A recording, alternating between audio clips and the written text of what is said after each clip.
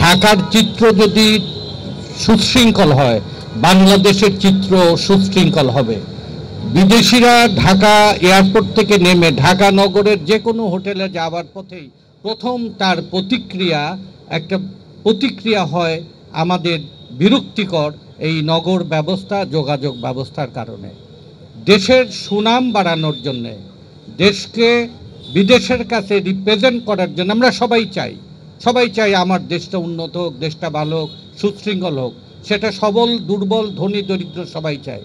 কিন্তু এই কাজের পরিকল্পনা এই রোড ট্রান্সপোর্টের অথরিটি হিসাবে কাজ করছেন বিআরটিএ, পলিসি মেকিংয়ে কাজ করছে সড়ক পরিবহন কর্তৃপক্ষ।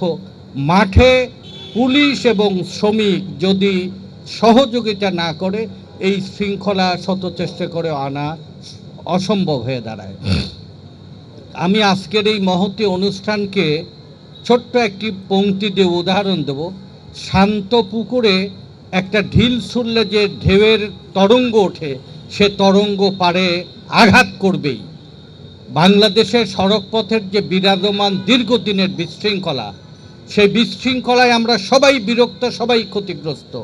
এর একটা পরিবর্তনের শুভ সূচনা হলো আজকে। এই শুভ সূচনা সমস্ত মানুষের প্রত্যাশায় যেন প্রতিধ্বনিত করে।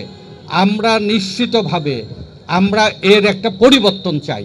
আমি আজকের এই দিনটাকে আমি আরেকটি উদাহরণ দেব আজকের এই সভায়। আজকে 25শে ফেব্রুয়ারি বাংলাদেশের ইতিহাসের এক বেদনাদায়ক আজকে দুর্ঘটনার দিন।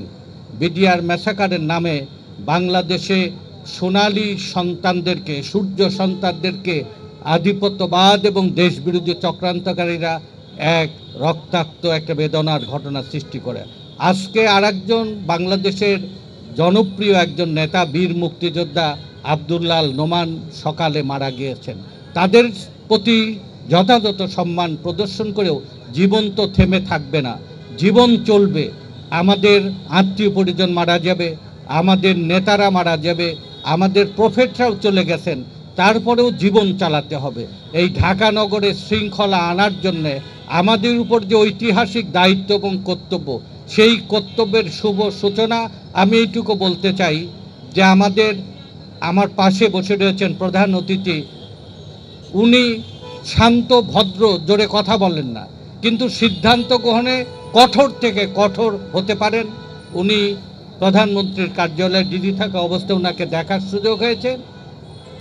ওনার দৃষ্টিভঙ্গির কারণে বাংলাদেশের সবচেয়ে বিশৃঙ্খল একটি সেক্টর হচ্ছে সড়ক পরিবহন।